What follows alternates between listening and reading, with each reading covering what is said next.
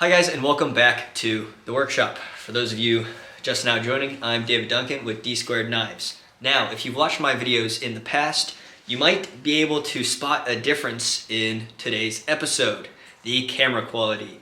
For Christmas, my girlfriend bought me a new camera, so goodbye to the old 480p and welcome to high quality.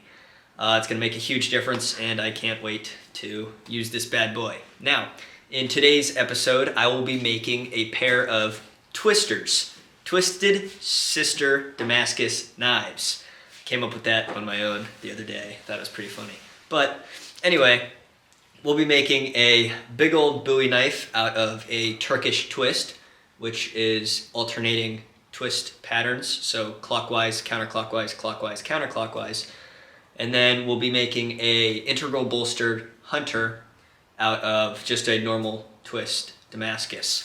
So with all that, let's get on into it. Now, real quick, I'd like to say I hope everybody had a Merry Christmas and a Happy New Year. Everybody hopefully spent time with their family, with their loved ones, and whoever they care about the most, and just had wonderful, wonderful time.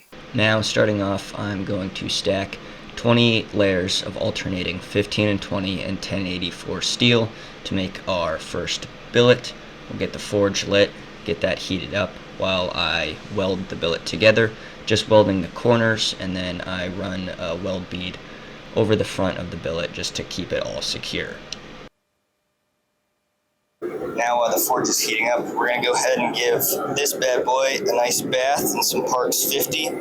That'll help it not oxidize and take the place of the flux. I've seen some guys do that, so we'll try it out here. With the forge nice and hot, we can take this out of the oil, and we'll go ahead and throw it in there, let it heat up, and then smash it together.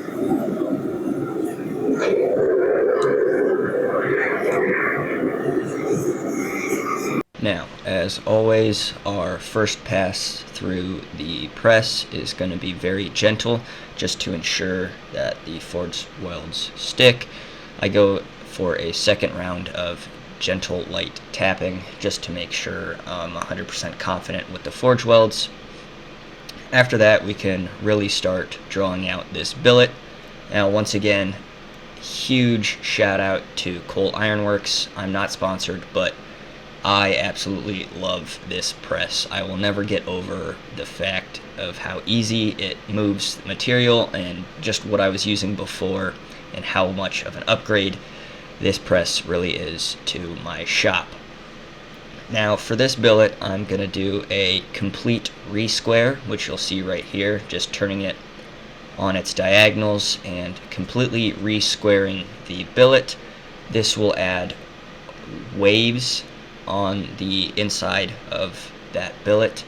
I've seen a couple of guys do this before they twist it, and it brings out a really cool pattern, so I thought, hey, I'll give it a try here. I do want to say I am hitting this billet with a wire brush after every heat and run through my press. It helps get rid of all that nasty forge scale and just keeps the billet nice and clean while I'm working with it. So my goal here is to get this billet down to a 3/4 by 3/4 square bar.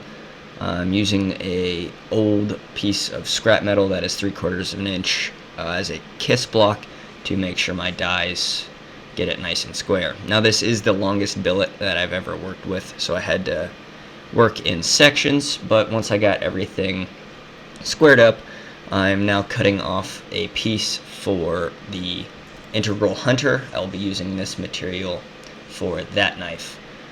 Here I'm getting it ready to twist. I'm just knocking the corners off of the billet. This helps when I twist it. The edges won't be as sharp, so the delaminations won't be as bad, and it'll be a lot easier to grind and clean up as I go through. Now, if you've ever made twist Damascus before, you know that twisting it is hard work. Metal does not want to twist that way, and it just takes a lot of effort. Now, it wasn't a very hot day, and I just work in my garage, but I started sweating really bad, so I had to take off my hoodie and my jacket and just rocking a t-shirt here, trying to get this bad boy twisted up. Once I was happy with the amount of twists I put into the billet and how it was looking, I go ahead and get it re-squared with that 1/4 inch kiss block. I then switch it out for a 5/8 inch kiss block. Just want to make sure those edges are nice and crisp, just to minimize the amount of grinding I have to do later. Once it's nice and square, I go ahead and isolate the material I'll be using for my tang, just to separate it from the bolster and get the tang roughed in and drawn out a little bit here. Now, unfortunately, I lost about 15 minutes of video while recording. I'm not sure what happened, but it is quite a bummer. Those 15 minutes were pretty informational about where I was at in the process and what was going on, but I'll try and explain and summarize that here. So basically, after I isolated my tang, I went ahead and isolated the material I'll need for the blade. I got that really rough forged out, got the bolster isolated and squared, got all that cleaned up. I then moved over to the leftover billet that I had cut that piece off of, and I shortened that down to about 5/8 by 5/8 by 24 inches long.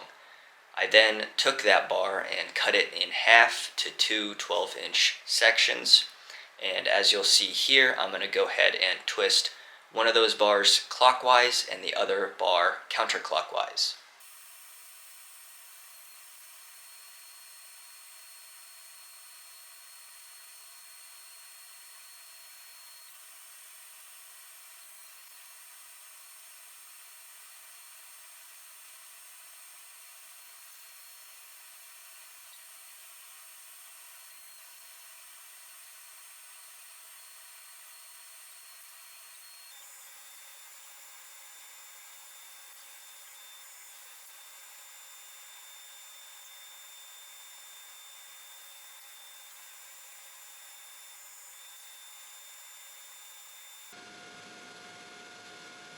Big old mistake happens in 3, 2, 1.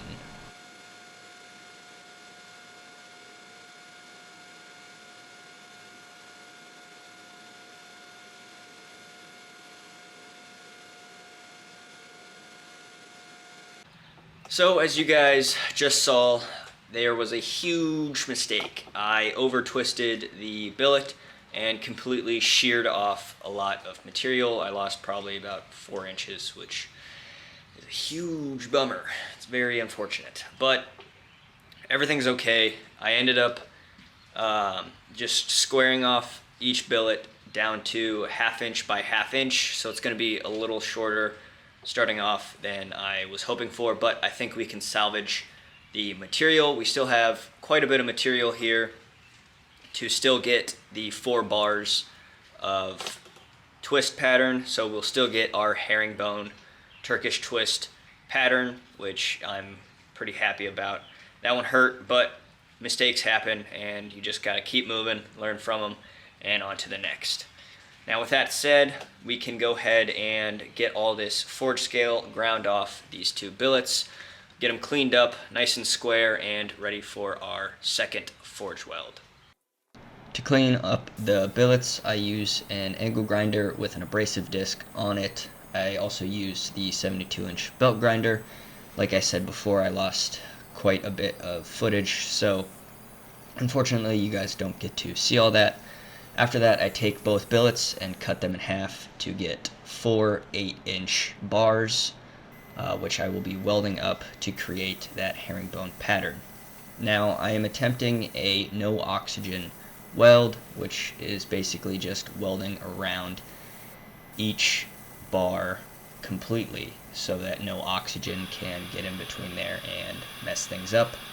So we'll let that billet heat up, and again on the press, just taking our first passes very lightly to ensure that these welds stick and there are no problems with the forge welds. Now this was a really interesting forge welding process for me, just because the actual billet was just super thin and it was very tall, so I didn't want it to fold in on itself. So I took it nice and slow, just ran it through very gently each pass to ensure that it would stay straight. After that, I went back to the angle grinder and tried to grind out some of those weld beads, just because they were pretty thick on there and I didn't want to force that material into my actual billet, so I tried to clean up as much as possible.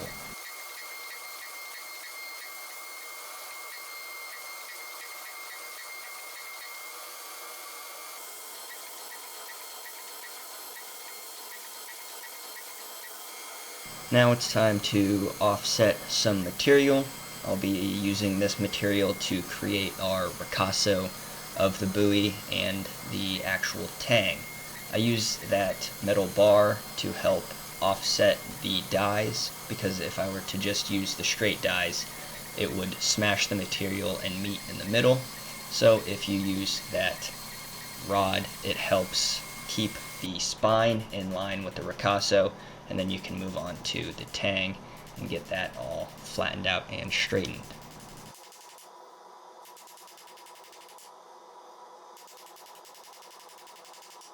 Once I'm happy with the tang, I go ahead and start hand forging on the blade, just trying to thin it out and really get that belly of the knife to show.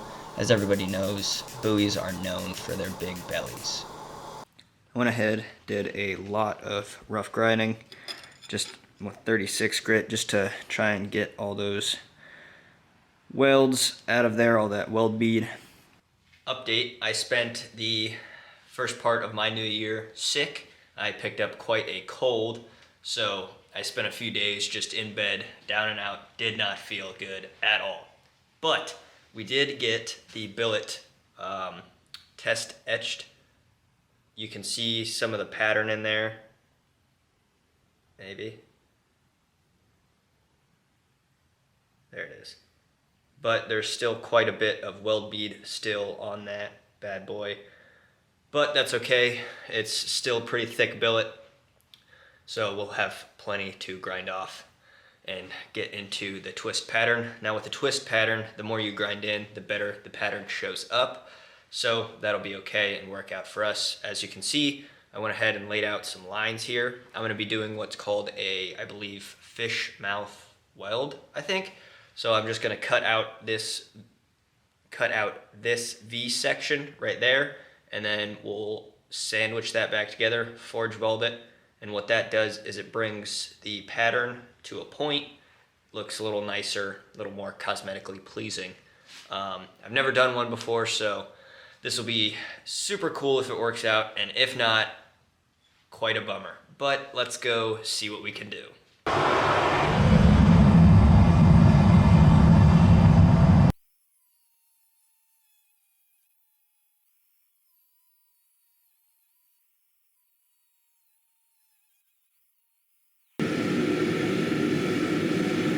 Now, it is very important to take your time and make sure everything is perfectly lined up when doing this kind of forge weld. I was super nervous the whole time, so I put a lot of effort into making sure to slow down, take my time, and not to rush this process. So I did a lot of heats with a lot of just small light taps, making sure everything was falling in the right places at the right time.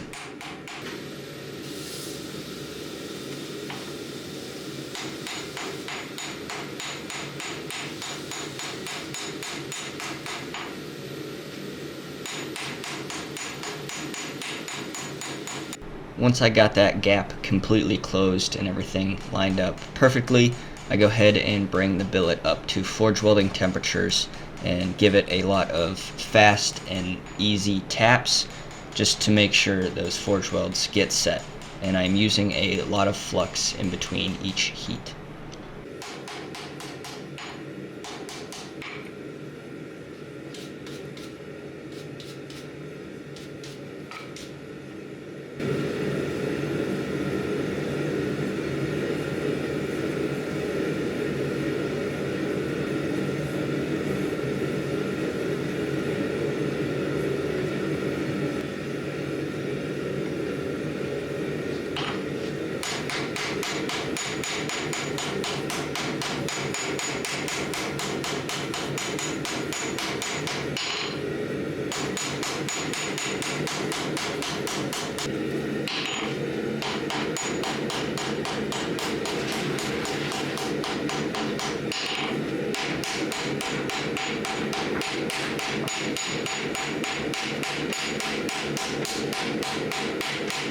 Once I was confident that that forge weld had taken, I start working on getting the profile of the Bowie forged out, getting the belly nice and rounded out, and working on the drop point.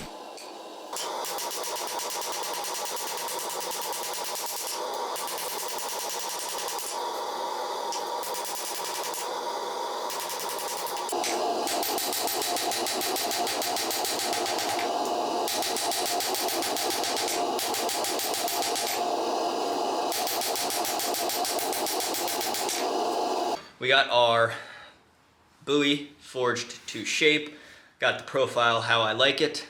Now it is a little thinner width-wise than I wanted. That's just because of that incident earlier where I sheared off all that material.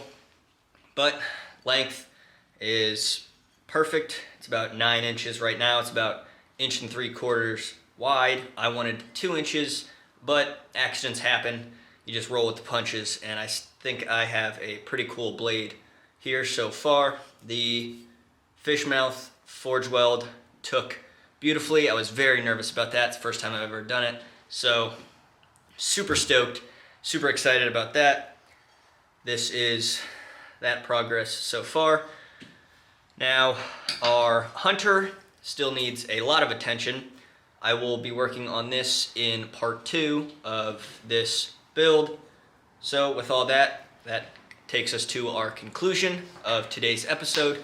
Thank you guys so much for watching. Don't forget to like and subscribe.